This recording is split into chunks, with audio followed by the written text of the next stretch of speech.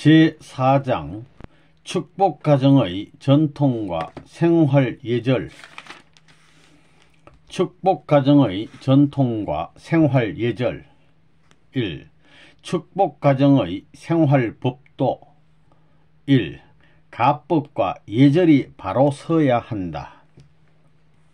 지금까지 우리는 함부로 살아왔고 말도 함부로 해왔습니다. 그러나 이제 우리의 가정에도 규율을 세워야 되겠습니다.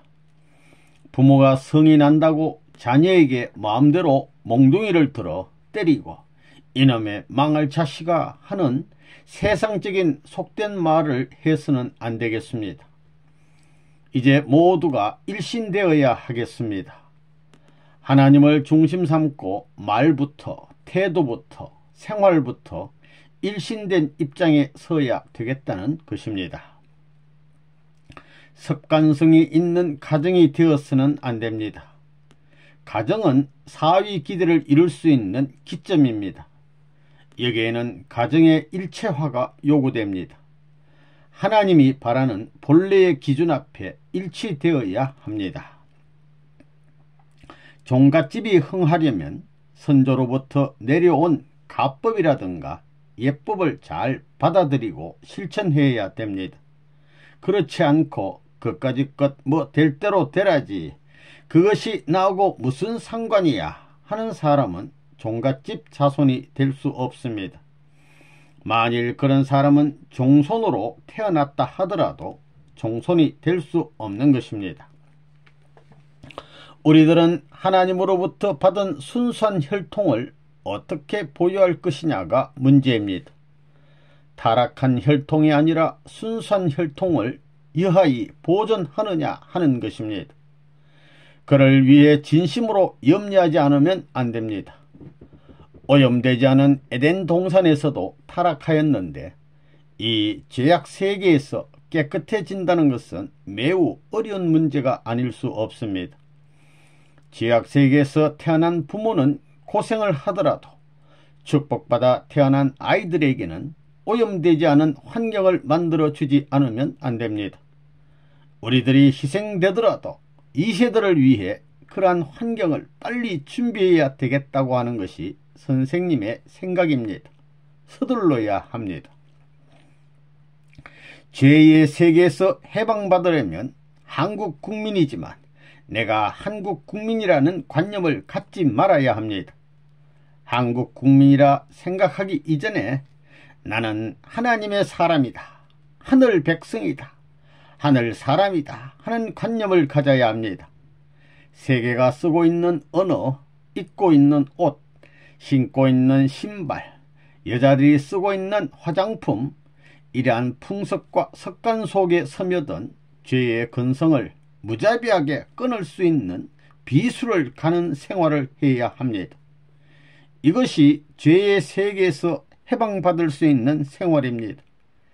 세상의 역사, 습관, 환경의 악습에서 승리하지 않고는 죄의 세계를 주관할 길이 없습니다. 참된 사람이 되고 싶고 참된 나라를 찾고 싶고 천국 가기를 원한다면 환경적인 모든 악조건에서 해방받아야 됩니다. 습관적이고 세속적인 가정이 되어서는 안 됩니다.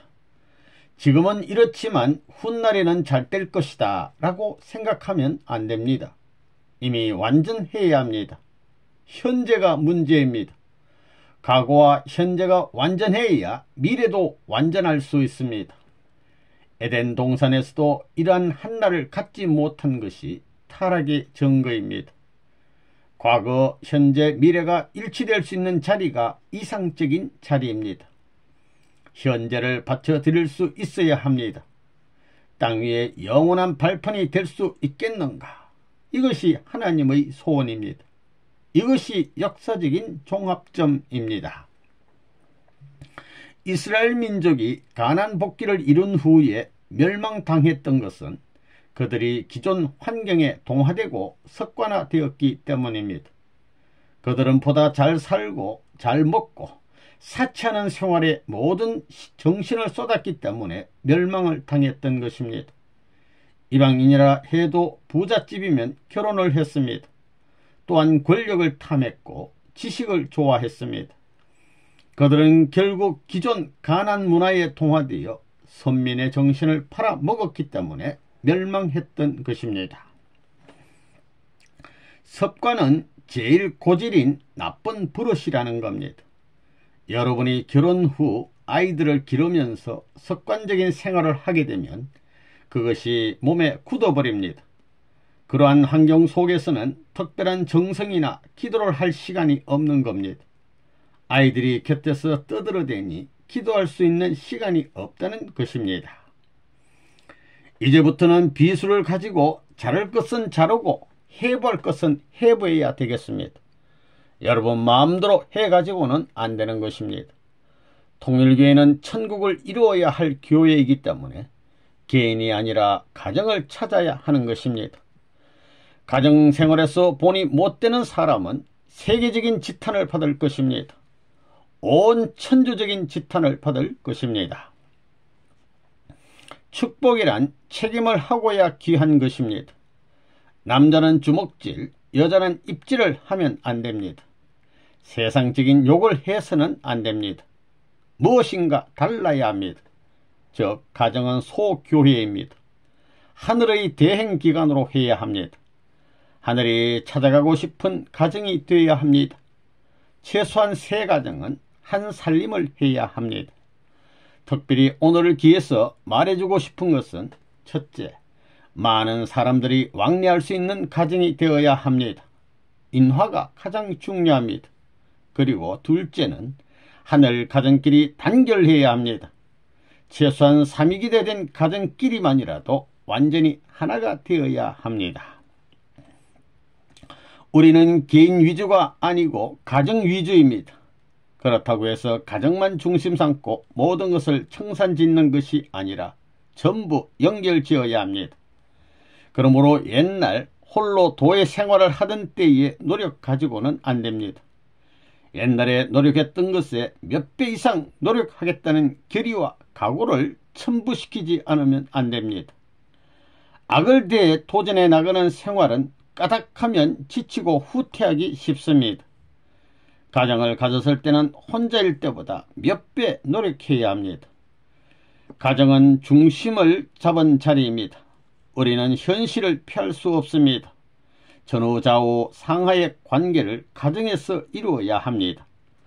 과거의 신앙 형태 가지고는 안 됩니다. 과거의 일방적인 신앙 태도 가지고는 안 됩니다. 가정의 전통을 세우고 축복가정은 가법을 만들어야 합니다. 그리고 자녀들의 교육 기준과 가정의 규범을 만들어야 합니다. 그러지 않고는 만일 부모가 잘못했다가 자녀들의 추궁을 받으면 할 말이 없는 것입니다. 함부로 살아서는 안 된다. 개인 생활은 어떻게 해야 하느냐 하는 것을 확실히 규명해야 하고 또 가정생활은 어떻게 해야 하느냐 하는 것도 확실히 규명해야 합니다. 지난날 막연하게 살아온 생활을 이제부터는 구체적으로 살아야 합니다. 하나님을 위해 말없이 자기에게 있는 모든 것을 희생하게 될 때는 하나님이 나를 옹호합니다. 하나님은 반드시 내 편이 됩니다. 여러분의 가정은 사랑의 가정이 되어야 합니다. 그리고 여러분은 사랑을 중심 삼은 공적인 부부가 되고 부모가 되어야 합니다.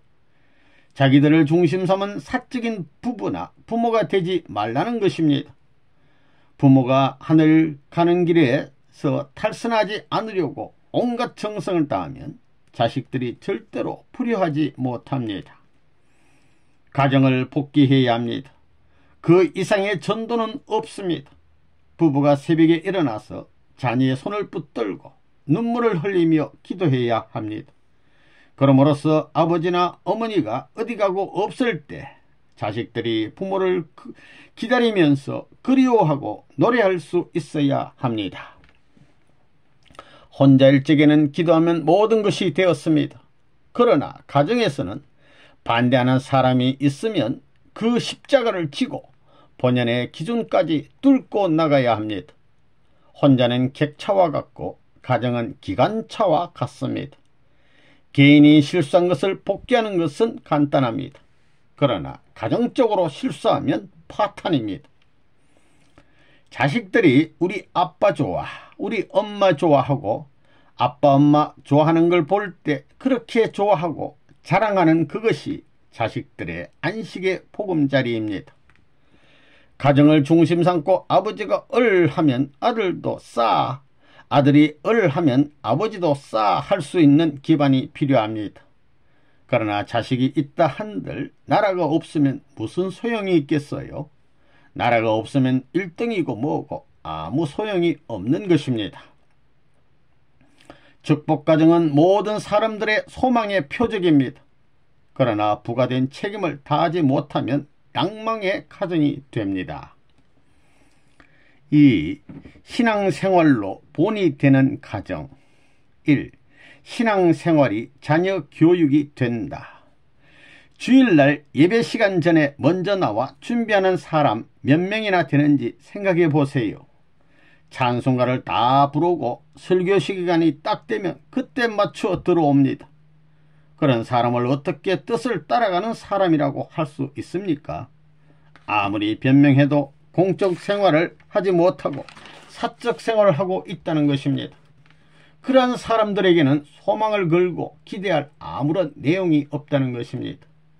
그렇기 때문에 여러분은 새로이 뜻앞에 각성하고 공적 생활의 철저화, 사적 생활의 모범화를 결의하고 나서야 되겠습니다. 축복가정들은 빠짐없이 예배시간 전에 와서 예배에 참석하는 수많은 생명들에게 은혜의 분위기를 만들어주고 은혜를 끼쳐주어야 됩니다. 그래야 목회자가 단에 나서기 전에 심정적 기반을 만들어 뒷받침해 주게 되면 설교를 하는 데 있어 식구들의 간절한 표정을 바라보고 자극을 받을 수 있는 것입니다. 그런 요원이 많으면 많을수록 교회는 발전합니다. 공식적인 기념일이나 집회가 있으면 그것을 생명시하고 움직이지 않으면 안 되겠습니다. 그렇지 않은 가정은 축복가정으로서 낙제가 됩니다. 예배 시간을 맞이하기 위해 새벽부터 정성을 들여 그날을 하나님 앞에 바쳐드리는 것을 생활화하는 것을 자녀들한테 교육해야 할 텐데도 불구하고 자기들이 할 것 다 하고 덧생활을 한다고 하면서도 기도를 하나, 정성을 들이나, 원리 공부를 하나, 전도를 하나 아무것도 안 해가지고서 되겠습니까? 주일날 예배 시간이 10시 30분이면 10시 30분 그 시간에 맞게 참석하기 위해서는 9시 30분이나 10시에는 출발을 해야 예배 시간 전에 도착할 텐데 시간이 다 된 다음에 집에서 출발해 가지고 예배 중에 들어와서 슬그머니 앉는다는 것입니다. 이렇게 되면 반드시 비판받는 것입니다. 아무리 부모의 입장에서 자녀를 교육해 봤자 먹혀들지 않는다는 것입니다. 부모가 뜻생활의 모범이 되어야 합니다. 가정에서 기도 생활이라든가 가정 예배라든가 어떤 면으로든지 열심히 있는 신앙생활하는 모습을 자녀들에게 보여야 할 것입니다. 또 경배 시간이 얼마나 중요한가 하는 것을 인식시켜 주어야 합니다. 그 시간에는 경배식만으로 끝낼 것이 아니라 뜻을 중심 삼고 부모로서 자녀들을 교육시켜야 합니다. 축복가정은 하늘을 모시는 생활에서 본이 되어야 하고 헌금, 경배식, 전도 등을 생활화해야 합니다. 주일은 일주일을 절약하고 계획했다가 식구들이 기뻐할 수 있는 내용을 주는 날입니다. 또 주일에는 함께 모여서 준비해온 음식을 나누어 먹고 각 가정에 서로 자기 남편이나 아내를 자랑해야 합니다.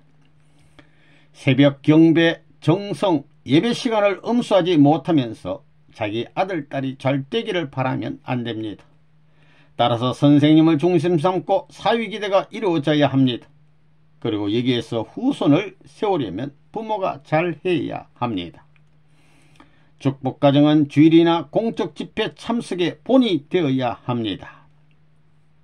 식구는 어디를 가더라도 먼저 거룩한 곳, 즉 성지나 교회를 먼저 찾든가, 그렇지 않으면 그런 조건이라도 세워야 합니다.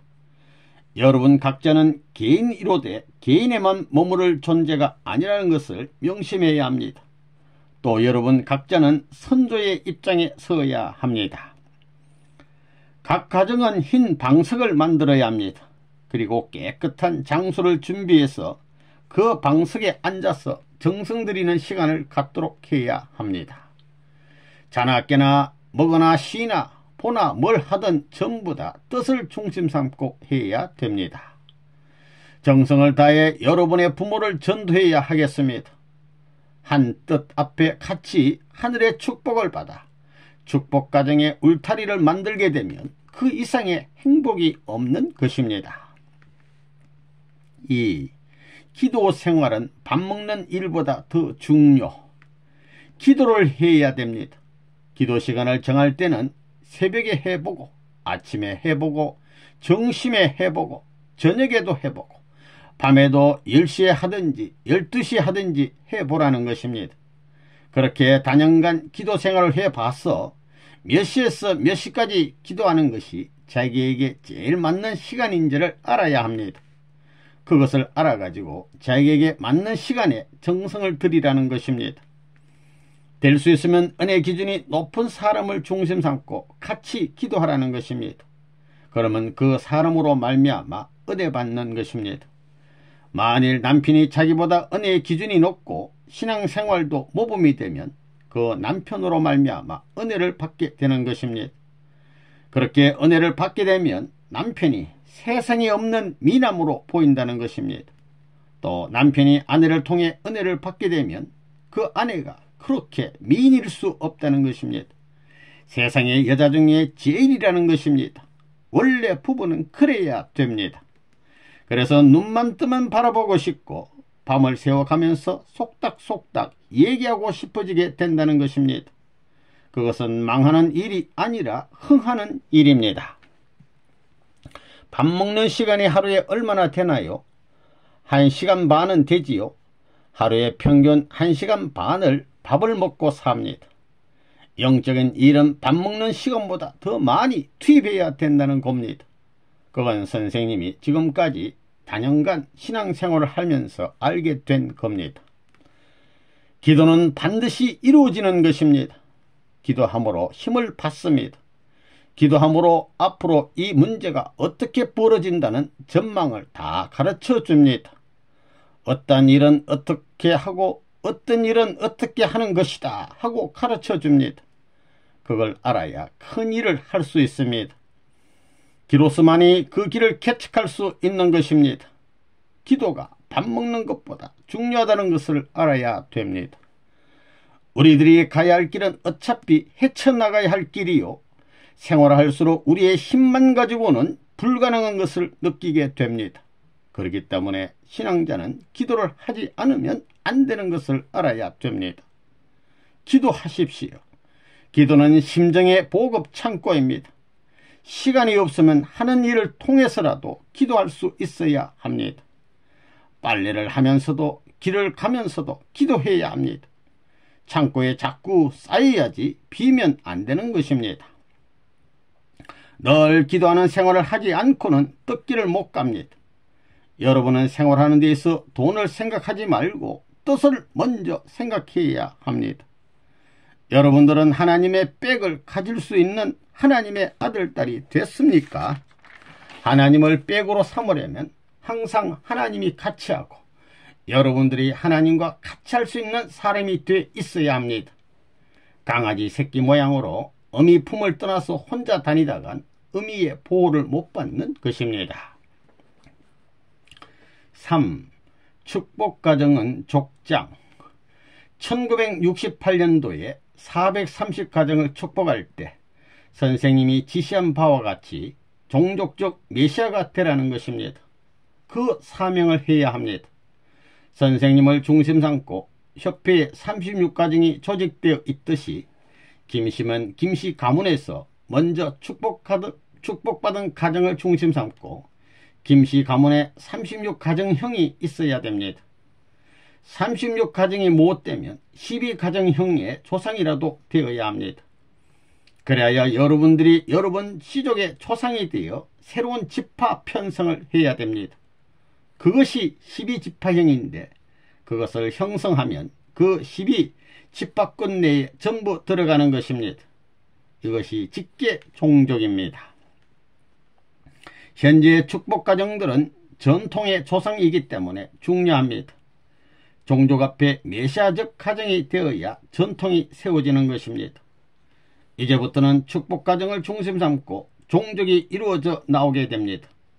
그러므로 여러분은 종족적인 메시아로서의 사명을 다해야 하는 것입니다. 앞으로의 교회는 족장을 중심 삼고 이루어집니다. 축복받은 사람들은 전부 족장들입니다.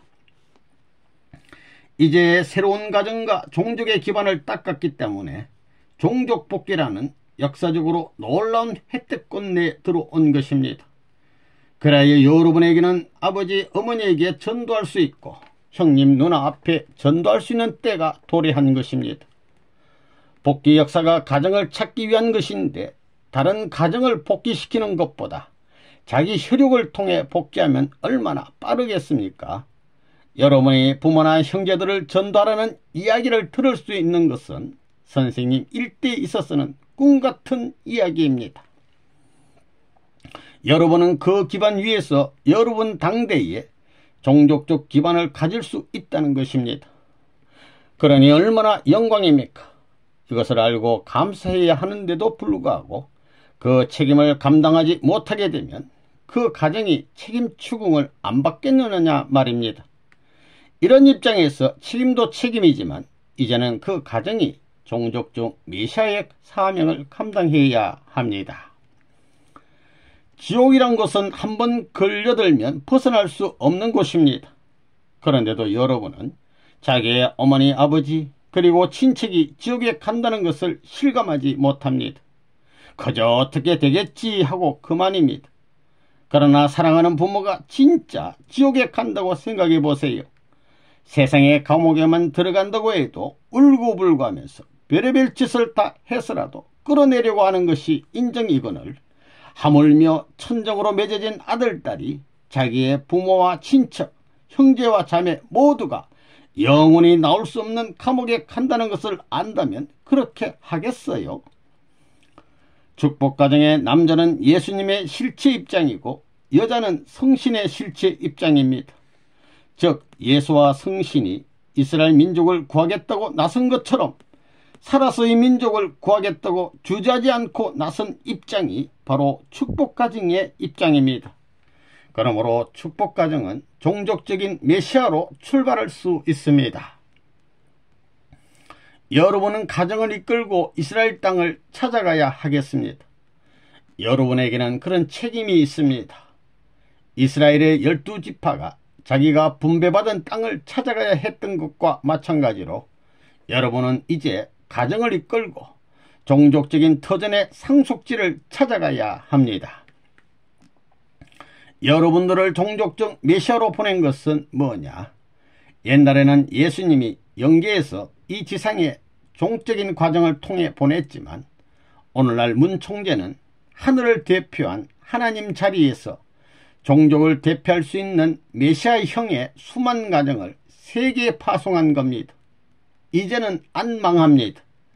1989년 1월 3일 오후 2시 30분에 종족적 메시아를 선포한 것입니다. 종족적인 메시아는 일대에 있어서 종족을 중심 삼고 역사적인 고향을 안내하는 선봉자라는 걸 알아야 된다는 것입니다. 모세와 같이 출애굽의 선봉자인 걸 알아야 된다는 것입니다. 맹목적이 아닙니다. 모세는 뭘 모르고 했지만 나는 구체적으로 다 알고 있습니다. 이론적으로 다 알고 있습니다. 고향을 찾아가야 됩니다. 그러나 가인을 찾지 않고는 고향에 못 들어간다는 겁니다. 왜 종족적 메시아로서 책임 분담을 다 해야 하는가? 첫째 이유는 여러분들의 부모를 구해야 하기 때문입니다. 부모는 제1의 아담의 입장이고 여러분은 제2의 아담의 입장에 있습니다. 부모를 복귀하여 재창조하여 아담의 사명을 완수하지 않으면 안됩니다. 둘째 이유는 여러분들은 고향이 필요하기 때문입니다. 종족적 메시아의 사명을 다함으로 자신의 고향을 가질 수 있게 되는 것입니다.